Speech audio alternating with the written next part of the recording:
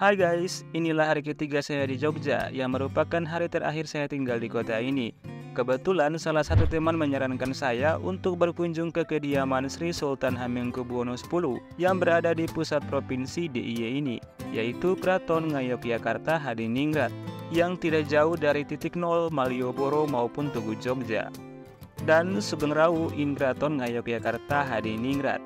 Saya langsung menuju ke samping kanan alun-alun utara keraton dan mendapati informasi dari salah satu tukang becak di sana bahwa hari ini area depan keraton tutup untuk kunjungan wisatawan. Namun salah seorang ibu-ibu penjual souvenir di sini tuh kasih tahu kalau di belakang keraton masih buka untuk wisatawan dan sekarang sedang ada pertunjukan tarian khas Jogja di sana. Autogas dong. Melewati sisi kanan keraton terdapat Museum Kereta Keraton yang saya kunjungi juga. Bisa ditonton dalam video ini pada menit ke. Lanjut, saya meneruskan berjalan kaki sekitar 90 meter ke depan, kemudian belok ke kiri sejauh kira-kira 70 meter, dan masuk ke halaman belakang yang disebut ibu-ibu tadi. Kalau di denah keraton, nama kompleks ini Kamandungan Lor, yang disebut juga Pelataran Keben, karena ada beberapa pohon besar yang bernama pohon keben, tempat di mana saya akan mengantri untuk membeli tiket masuk seharga Rp15.000 bagi wisatawan domestik. Setelah membayar tiket, kita akan diberikan gelang penanda di tangan kiri seperti ini.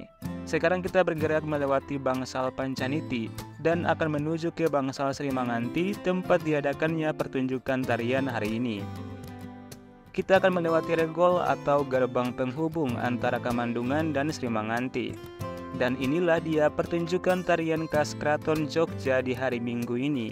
Banyak sekali pengunjung lokal dan turis mancanegara yang sudah dari tadi duduk menyaksikan pertunjukan tarian yang diiringi musik gamelan. Berdasarkan informasi yang didapat, biasanya akan diadakan pertunjukan tarian seperti tari golek ayun-ayun, tari beksan Sri Kandi Suradewati, dan tari Arjuna Wiwaha, dan mungkin juga banyak tarian lainnya yang berlangsung selama 2 jam loh.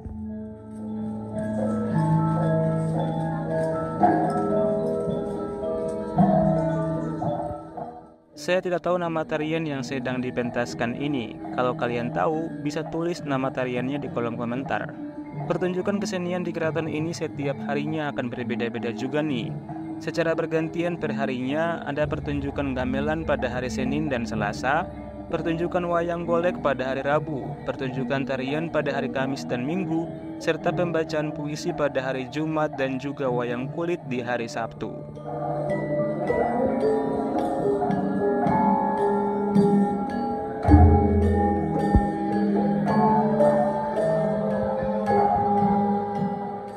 Semuanya dipentaskan dengan sangat apik dan megah. Dari Bangsal Sri Manganti, saya lanjut kunjungan ke regol berikutnya, Dana Pratapa, untuk masuk ke kompleks Kedaton. Di sini terdapat halaman yang luas dengan sejumlah bangsal, seperti yang tampak ini Bangsal Mandala sana.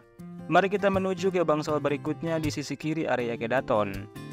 Oh ya, perlu diketahui juga nih, kalau regol itu berarti pintu gerbang, bangsal itu bangunan terbuka, kalau gedong itu bangunan tertutup atau berdinding, pelengkung itu pintu gerbang beteng, ada juga sebutan podium tempat singgasana Sri Sultan dalam sebuah bangsal yang dinamakan Selo Gilang, sedangkan tempat berteduh yang beratapkan anyaman bambu bertiang tinggi tanpa dinding disebut tratak.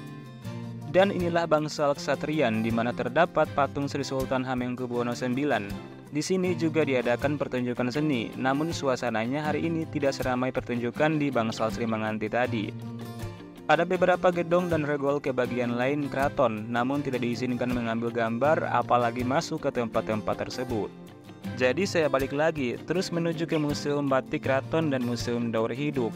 Di sana juga terdapat Laboratorium Konservasi Keraton Yogyakarta, tempat dilakukannya upaya pemeliharaan dan perbaikan benda-benda kuno dan bersejarah. Saat ini petugas laboratorium sedang merestorasi figura cermin emas abad ke-19 dari Gedong Purwaretna. Dan inilah Museum Batik Keraton Yogyakarta. Dalam ruangan ini dipamerkan sejumlah koleksi batik Jogja yang sudah ada sejak lama menjadi sendi kehidupan di Yogyakarta. Kalau Ambon dinobatkan sebagai kota musik dunia oleh UNESCO, maka Yogyakarta dinobatkan sebagai kota batik dunia oleh Dewan Kerajinan Dunia di Dongyang, China pada 18 Oktober 2014 silam. Di dalam ruang batik yang masih satu area dengan ruang daur hidup juga, kita bisa melihat pakaian-pakaian adat keraton dan aksesoris beserta perhiasan-perhiasan yang dapat dipakai dalam kehidupan sehari-hari ataupun pada saat upacara-upacara tertentu. Dari Museum Batik dan Daur Hidup saya menyeberang lagi ke Gedung Pameran Temporer Narawandira yang memamerkan sejumlah hal tentang keraton, alam, dan kontinuitas. Seperti kayu dan daun jati, keris, wayang kulit, kain batik, komoditi unggulan Jogja seperti padi dan gula, biota laut, miniatur taman dan bangsal, dan masih banyak lagi.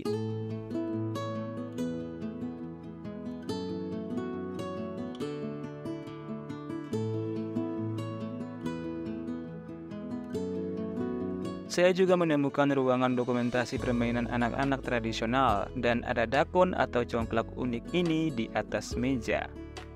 Dari Narawandira ada lagi satu gedung tempat dipamerkannya banyak sekali peralatan-peralatan makan seperti teko, cangkir, mangkuk maupun piring khas keraton. Dari sana saya kembali lagi ke area depan, yaitu Kompleks Sri Manganti, dan ternyata pertunjukan tarian tadi sudah selesai di sini dan bangsalnya sudah mulai sepi. Kesempatan buat para pengunjung berfoto dengan penari-penari yang tadi dan mereka juga sangat ramah dengan pengunjung. Dari bangsal Sri Manganti saya keluar menuju ke tempat awal saya masuk tadi, yaitu Kamandungan Lor, melewati regol dan bangsal Pancaniti. Jadi sekarang kita keluar beteng dan mendapati pedagang-pedagang souvenir khas Jogja. Selanjutnya kita akan menuju ke tempat yang saya sebutkan di awal video tadi, yaitu Wahana Rata atau Museum Kereta Keraton Yogyakarta. Sugeng Rawu bagi yang di awal video skip ke menit ini, dan inilah museum keretanya. Kita akan masuk dulu ke gedung sebelah kiri untuk membeli tiket masuk seharga Rp20.000 yang diperuntukkan bagi wisatawan domestik dewasa dan kita akan memulai kunjungan dari sana. Seperti biasa, saya diberikan gelang khusus sebagai penanda kunjungan dan sama bapak petugas saya diizinkan mengambil gambar di dalam. Boleh ya? Mari Pak. Dan inilah bilik pertama dari Museum Kereta Keraton. Ada semacam replika 3 patung kuda di sudut kanan yang masing-masingnya ada kuda penarik kereta, ada kuda hitam yang bernama Wisnukara yang dipakai ketika penobatan Sri Sultan Hamengkubuwono IX. Sedangkan kuda putih ini bernama Kiai Durmasari pada masa Sri Sultan Hamengkubuwono I. Pelana yang dipasang pada tubuh kuda ini merupakan pusaka yang disebut Kanjeng Kiai Cikatak. Pada sisi kiri bilik ada atribut kendali kuda. Sekarang kita menuju ke bilik 2. Di sini dipajang semacam pakaian prajurit gitu, atau mungkin pakaian seragam kusir kereta kerajaan, versi lama dan baru yang masih dipakai saat acara-acara adat keraton. Di sebelahnya ada songsong atau payung kerajaan. Berikutnya ada beberapa koleksi jempana atau tanduk kerajaan yang bersejarah dipajang di tengah-tengah bilik. Kalau tidak salah dari masa Sultan Hamengkubuwono VII. Benda-benda ini masih terawat dengan sangat baik dan diberi pembatas sehingga tidak boleh disentuh sembarangan. Melewati pembatas apalagi dinaiki, jangan coba-coba deh. Dari gedung pertama sekarang kita berpindah ke area berikutnya melewati koridor yang juga menampilkan sejumlah benda koleksi seperti bakalan kereta yang menurut keterangan ini merupakan bakal calon kereta untuk Mutrani kereta Kiai Garuda Yaksa yang ada di gedung tengah. Kemudian sepanjang koridor ini juga kita akan mendapati banyak kereta kerajaan yang terparkir berurutan dengan sangat apik. Salah satunya kereta Kusgading yang menurut Pak Pemandu, Kusgading dirakit di Semarang pada tahun 1900. Kereta-kereta ini sekilas agak mirip dengan kereta Kencana yang sering kita lihat dipakai untuk kirap bendera pusaka dan teks proklamasi dari Monas ke Istana Negara setiap hari kemerdekaan 17 Agustus. Tapi itu kereta Kencana Ki Jagaraksa milik Kang Deddy Mulyadi dari Kabupaten Subang, Jawa Barat, bukan dari Keraton Jogja di sini ya. Oh ya, tadi di awal masuk juga petugas ingatkan kalau ada salah satu kereta sakral yang tidak boleh difoto atau direkam videonya. Tadi saya tidak tahu yang mana kereta yang dimaksudkan petugas tersebut. Katanya ada tanda larangan foto, tapi sejauh ini belum ketemu kereta yang dimaksud. Sekarang kami masuk ke gedung yang di tengah museum ini. Kereta-kereta yang terpajang di sini kesannya lebih megah dan terlihat mewah. Sepertinya ruangan ini dikhususkan untuk menyimpan kereta-kereta penting beserta kelengkapan propertinya. Misalnya ada kereta Kiai Rata Biru yang digunakan oleh keluarga Sultan. Berikutnya ada kereta Kiai Raja Pawaka. Sementara di sisi lain ada sebuah kereta megah bernama Kiai Garuda Yaksa yang kalau tidak salah ini biasanya dipakai kirap pada saat acara penobatan Sultan sejak pemerintahan Sri Sultan Hamengkubuwono VII. Kereta yang biasanya ditarik dengan 8 ekor kuda ini terlihat begitu megah dan menawan jika dibandingkan dengan kereta-kereta yang sebelumnya. Acara kirap itu sendiri menjadi momentum perayaan kenaikan takhta putra mahkota menjadi seorang raja, sekaligus menjadi arena perkenalan seorang sultan baru kepada masyarakat yang akan dipimpinnya.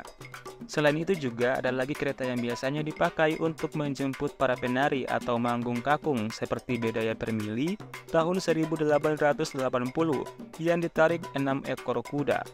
Kapasitasnya yang besar cukup untuk membawa 16 penumpang.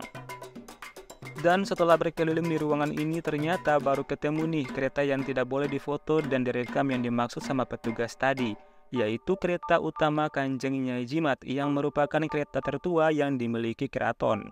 Di ruangan depannya ada kereta khusus yang dipakai untuk upacara pemakaman raja yang bernama Kiai Rata Pralaya.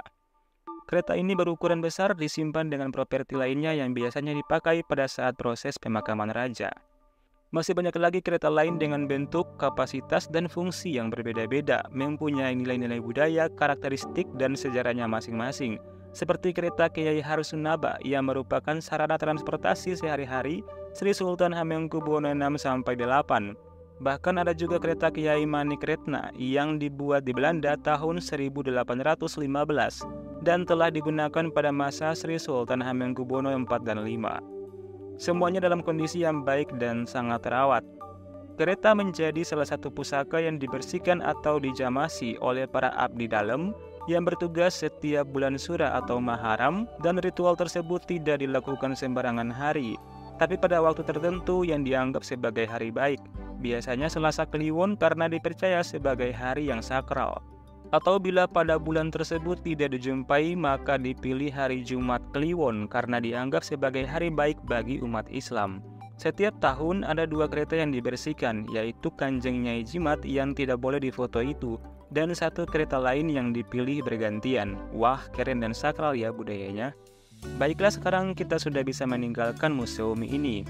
Saya kemudian lanjut berjalan kaki meninggalkan Keraton Ngayogyakarta Hadiningrat ke arah utara melewati Museum Sono Budoyo menuju titik 0 Yogyakarta dan terakhir ke Stasiun Tugu untuk selanjutnya bertolak menggunakan kereta api Indonesia ke Provinsi Jawa Timur, melintasi kota Surabaya hingga di Jember dan terakhir ke Banyuwangi untuk selanjutnya melakukan penyeberangan feri ke Pulau Bali dari Pelabuhan Ketapang menuju Pelabuhan Gilimanuk di Bali. Nantikan video kelanjutan perjalanan saya ini mengekspos tempat-tempat terkenal di Bali dalam 1 hari traveling pada video berikutnya. So, silakan subscribe plus lonceng notifikasinya bagi yang belum, dan like video ini jika Anda suka. Share supaya teman kamu juga ikut menonton. Dan inilah Asaude ID. Nyuwun pamit lan matur nuwun Pulau Jawa, sampai ketemu meneh.